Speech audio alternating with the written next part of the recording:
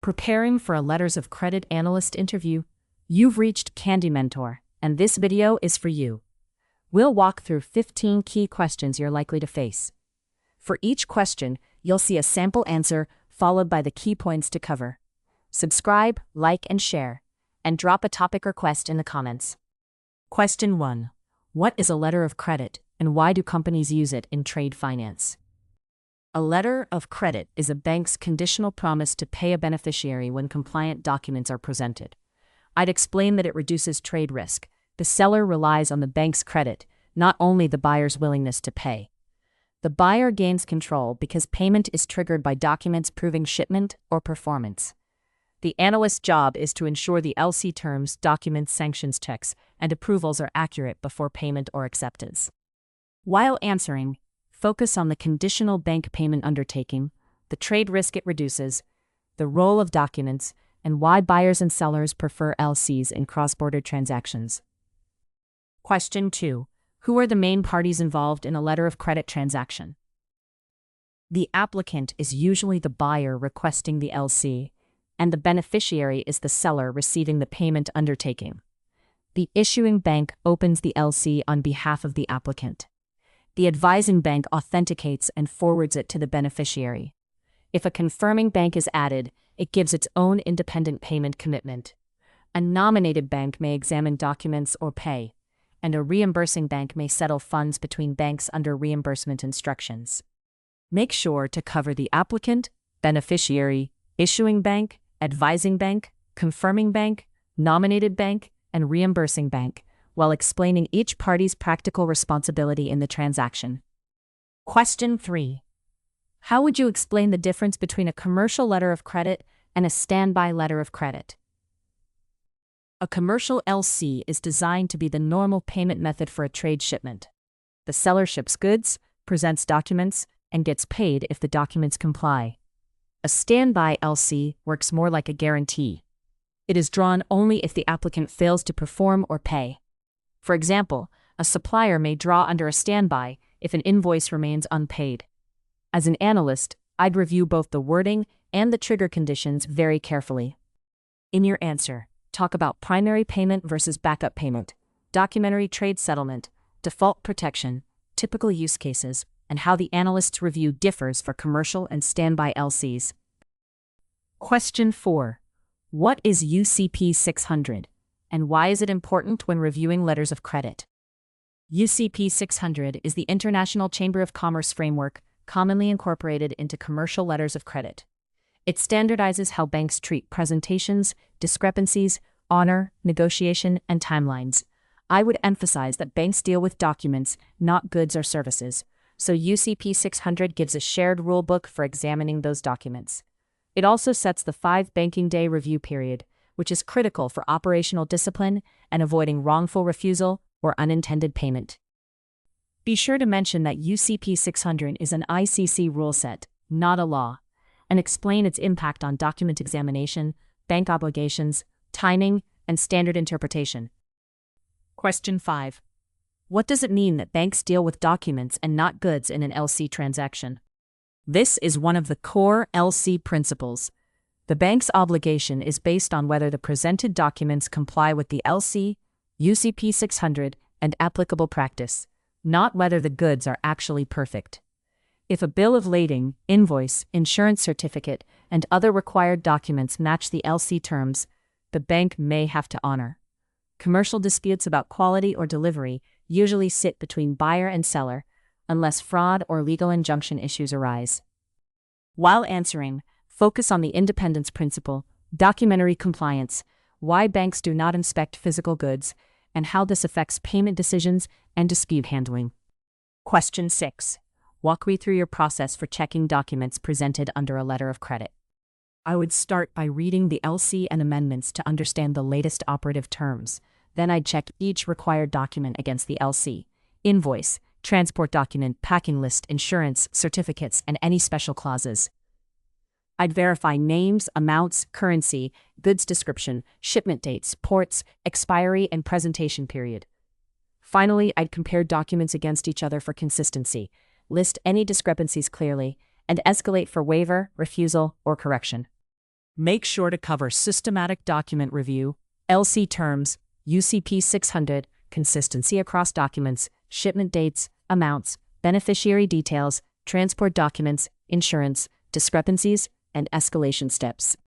Question 7. What are common discrepancies you might find in LC documents? Common discrepancies include late presentation, shipment after the latest shipment date, missing required documents, or documents signed incorrectly. I'd also look for inconsistent goods descriptions, invoice amounts exceeding the LC value, incorrect applicant or beneficiary names, and transport documents showing the wrong port or consignee. Insurance can be problematic if coverage is below the required percentage or wrong risks are covered. The key is documenting discrepancies precisely, not vaguely. In your answer, include practical examples such as late shipment, late presentation, inconsistent goods description, incorrect beneficiary name, missing documents, insurance shortfall, transport document issues, and amount mismatches. Question 8. How would you handle a presentation with discrepancies? First, I would confirm the discrepancies against the LC, amendments, UCP 600, and internal procedures. Then, I'd prepare a clear discrepancy schedule and escalate it within the allowed review period. If the applicant is willing to waive discrepancies, I'd ensure the waiver is properly authorized before any payment. If not, the bank must issue a timely refusal notice. The key is protecting the bank's position while maintaining accurate professional communication with counterparties.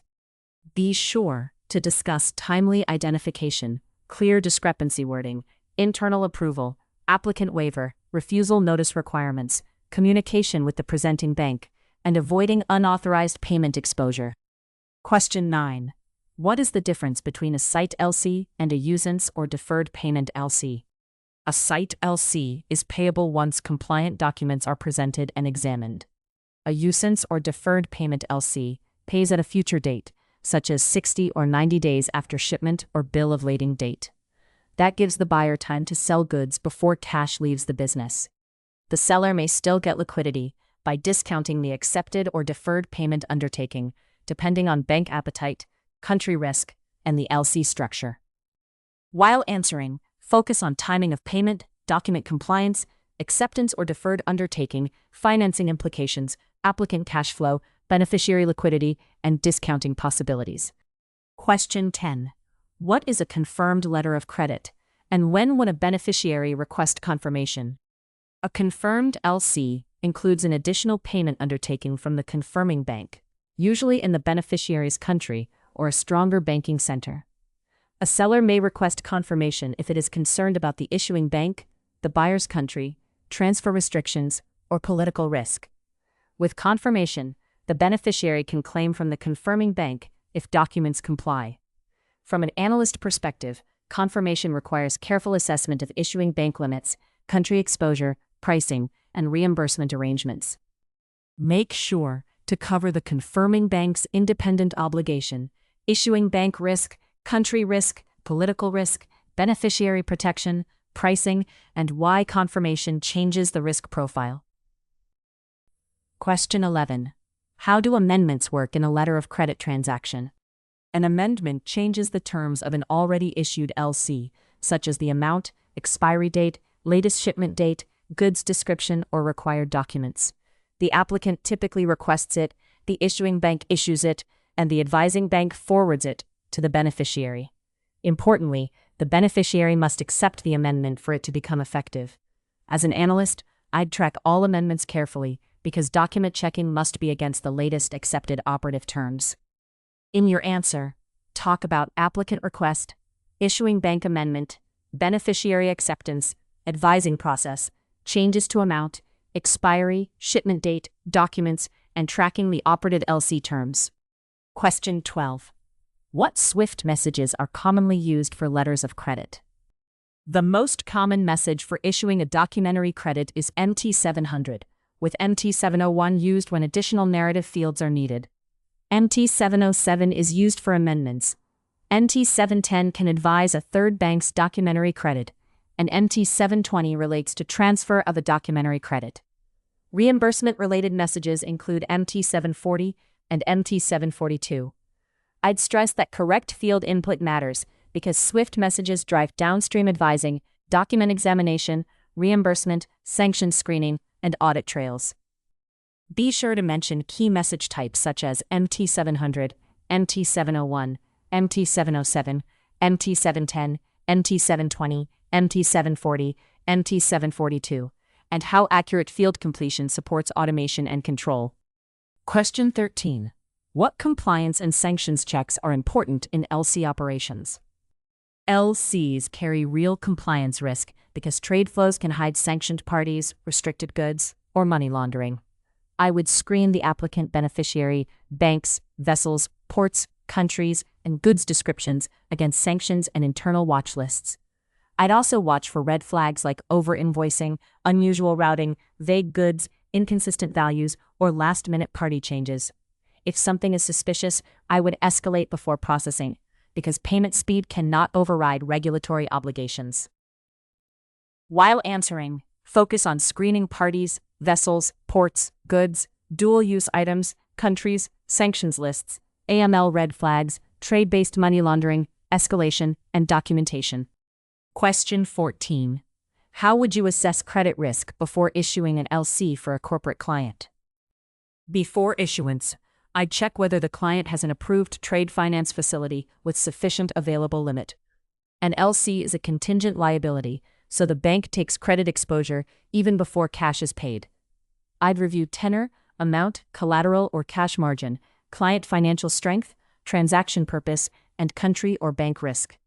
I'd also verify facility conditions, authorized signatories, pricing, and any covenants. Good credit control starts before the SWIFT message is released.